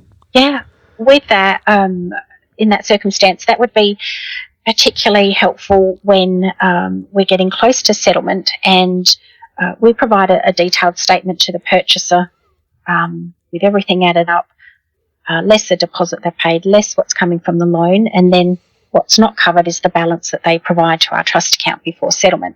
So sometimes the amount that the bank is providing does not get confirmed to us in a timely manner in some circumstances. And so we only have an estimate to go by.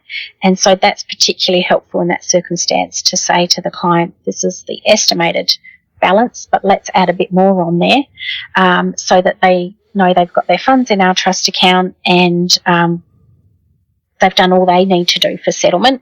And then when the figures are finalised, we'd provide them with a final statement, and then any surplus that they've transferred over, we'd transfer back to their nominated account. So that does alleviate that stress of waiting for the bank to confirm the exact figure they're handing over, because you've got your loan amount, you're lending this much, but take off their fees, and then that's the amount they'll tell us that they're handing over at settlement. Mm. And so that's not something that we don't know what all those fees are. So until they can confirm that exact figure, we can't confirm to you the exact balance. So yes, adding that little bit more on does alleviate that stress. You know that you've transferred the funds, we're holding them ready to go, and then we just refund any balance back to your account.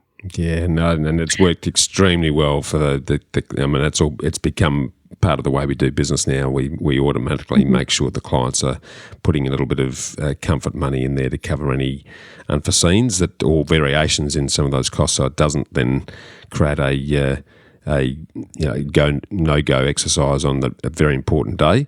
One of the other things that I wouldn't mind just touching on as well, it's something that I learned from you some time back, where you've got a number of parties, and they might be related or unrelated, that are looking to buy a property that they're going to demolish and subdivide into a number of titles, with the intention that each of them, and let's say there's 4 parties and there's 4 blocks, once it's re-subdivided, each party is going to get a title. You taught me something years ago where to avoid, again, stamp duty change of ownership from all 4 to the individuals once those titles are created. If there's a document put in place at the pre-purchase, then that actually waives the stamp duty. Can you sort of elaborate on that a bit? Yes, absolutely. So if we've got clients who are purchasing the property and their intent is to divide that property and for each of them to own a lot each.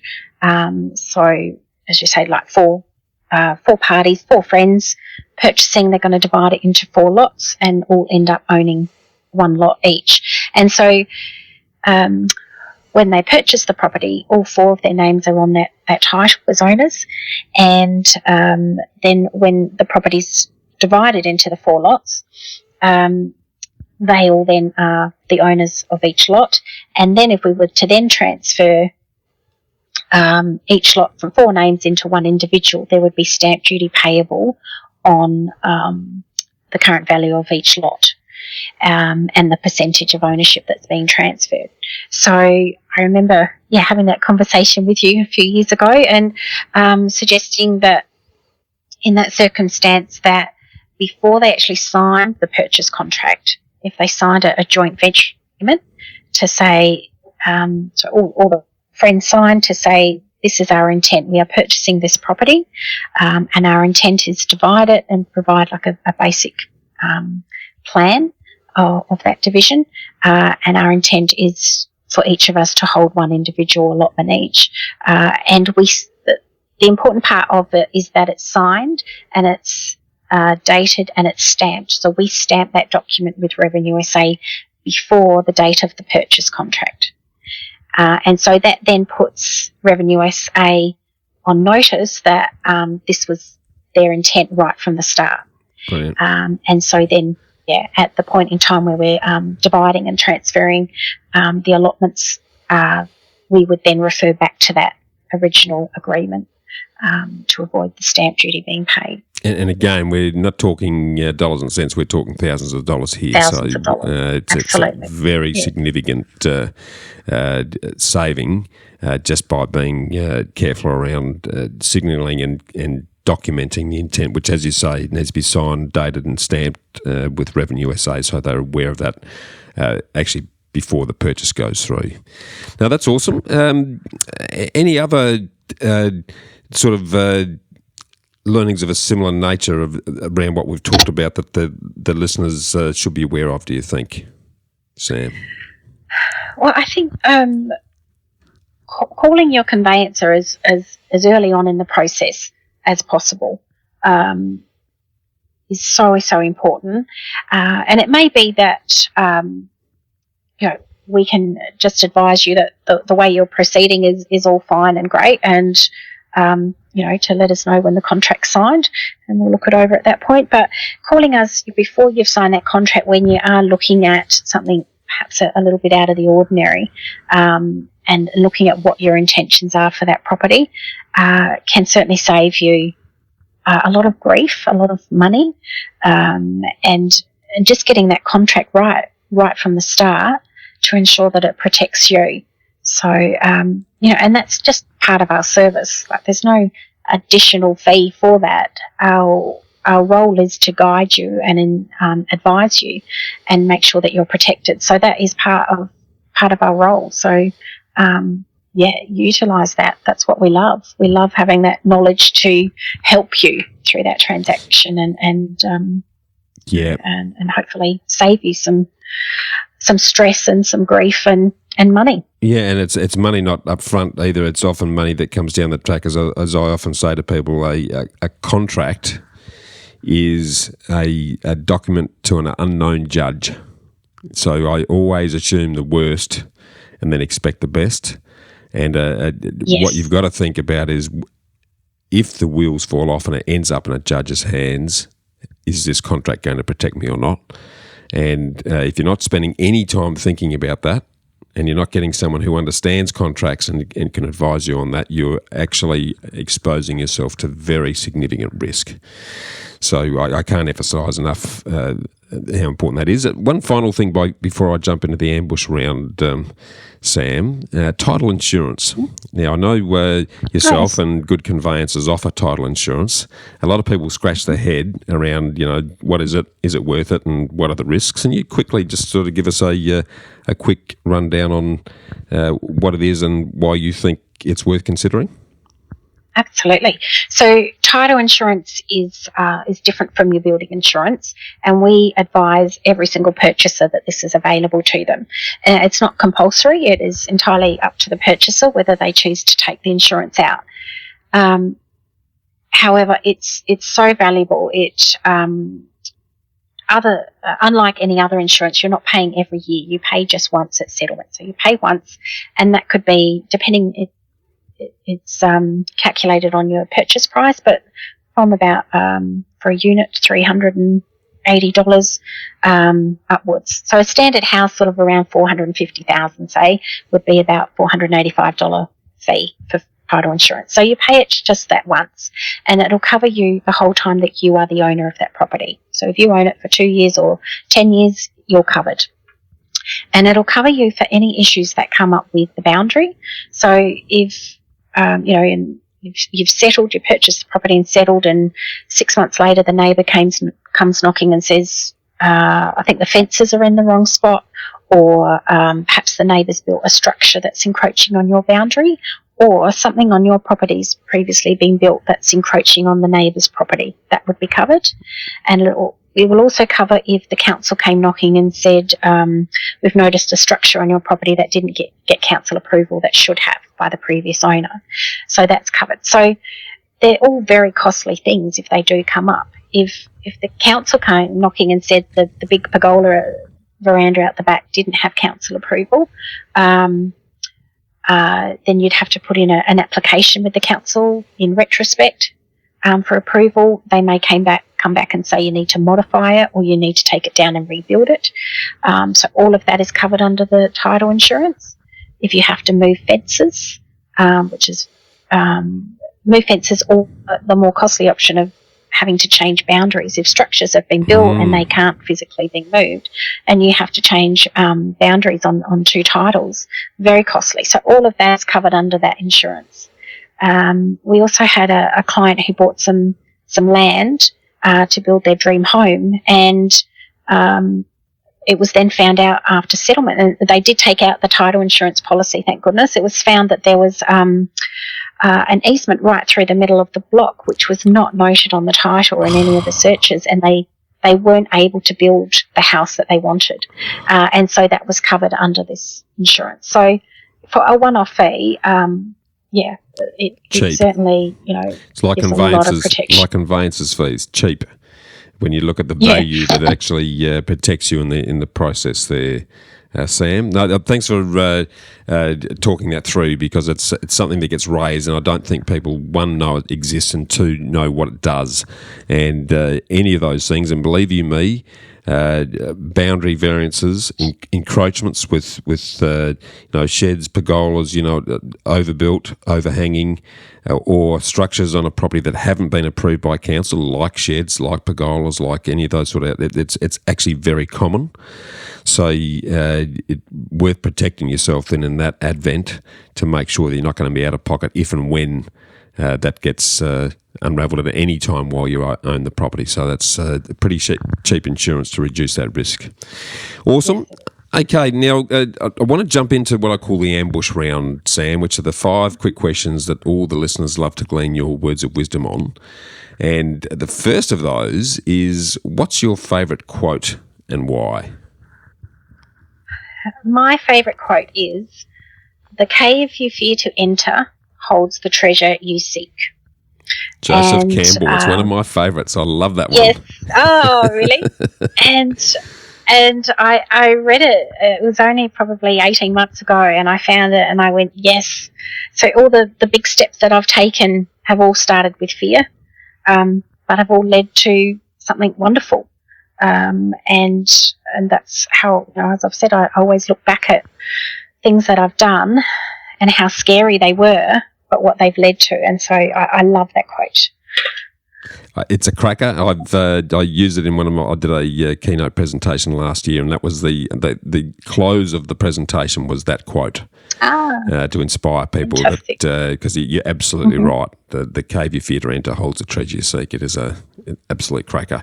What about on the literary front? What's the top book that you'd recommend people read, and why, Sam? I love reading, but my I love stories of, real people's stories that are inspiring, and hearing, what they've gone through and how they've dealt with it and overcome it and what they've gone on to do. So, Tura Pitt, I love her books, and the first one she wrote, Everything to Live For. I just found that so inspiring to hear her story of what she went through when she was caught in the grass fire, when she was doing that marathon, and the burns to majority of her body, and what she's just gone on to do, and the mindset that she would need to get past that, and to continue to grow and live the life that she is, and smash her goals and her dreams. I love that. That gives me goosebumps. Amazing story. Just incredible courage and persistence to go through what she, just to live through it to start with, but then to go on to do what she's done is really motivational. And I totally agree. Different subject, but one that a lot of Australians feel that they pay too much tax. What's the top legal thing that you've done to minimise the tax that you pay, Sam?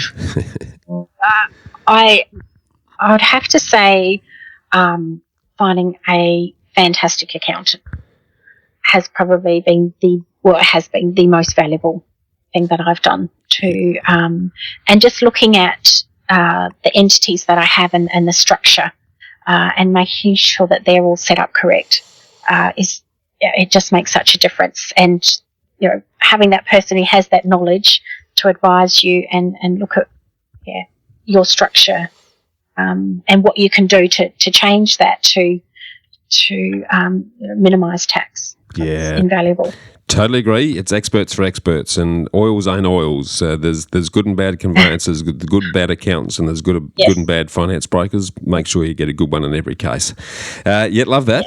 What's coming back to the investment topic for a minute, what's both the worst and the best piece of investment advice that you've ever received to date? Worst investment advice, I couldn't think of something specific, but I think it's more about playing it safe.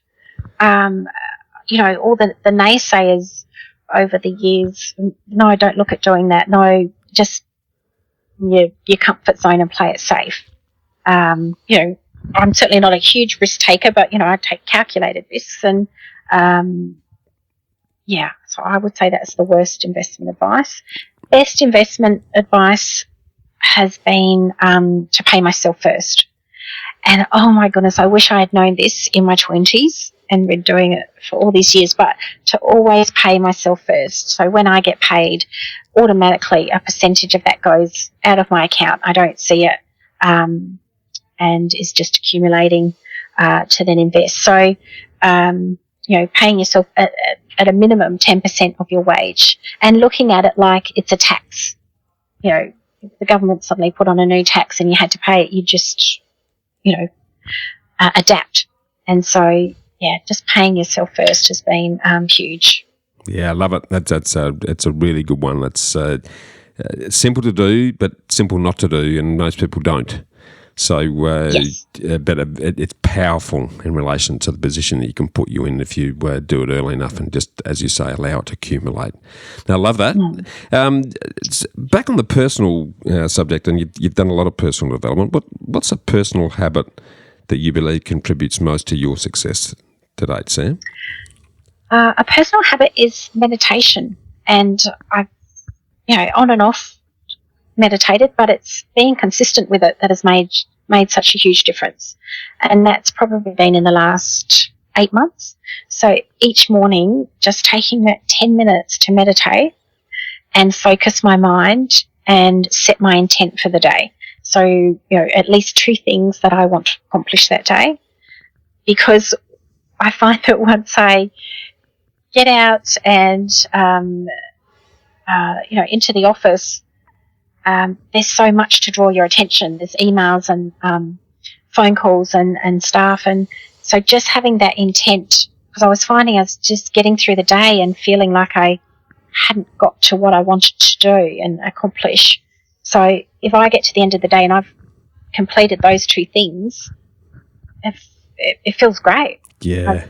Love it. I'm exactly the same, and I do 3 things a day that I must do, but part of the meditation, I imagine them going really well.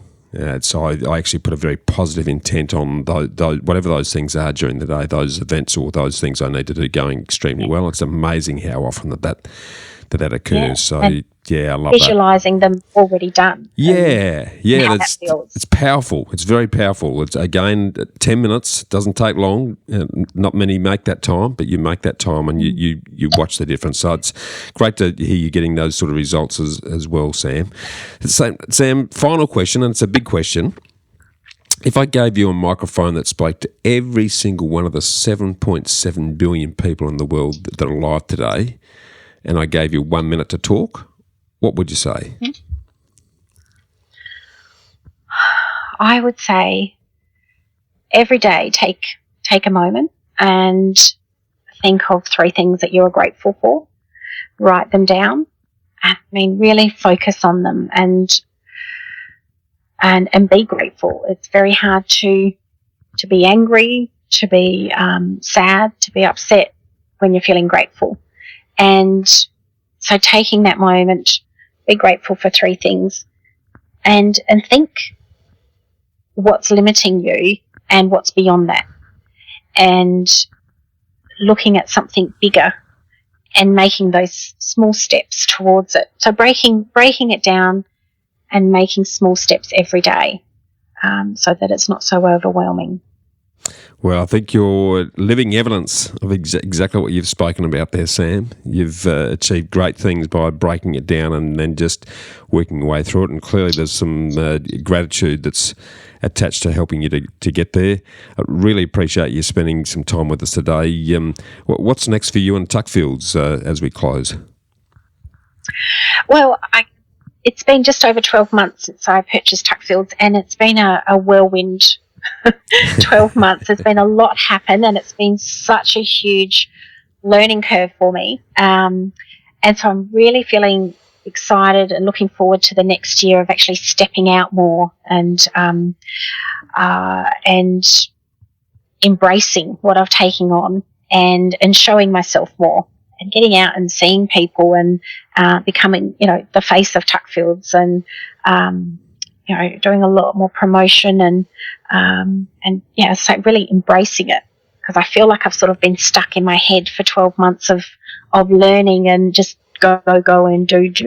Of course. To get a lot done. So I'm very excited about that and looking to, employ a new team member down at the Morphett Vale office.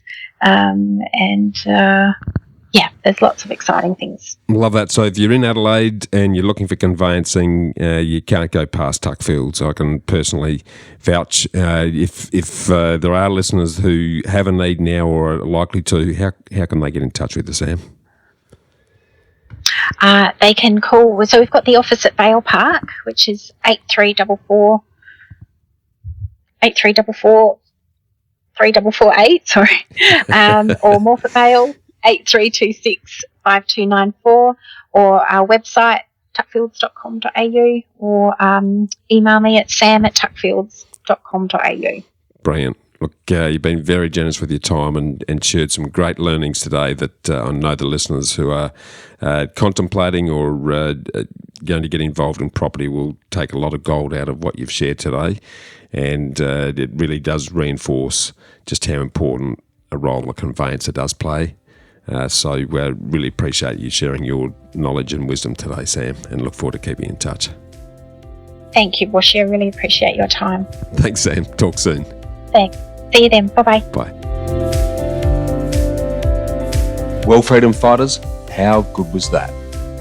To get a summary of all this investment gold in the show notes, just email me on hello@khgroup.com.au.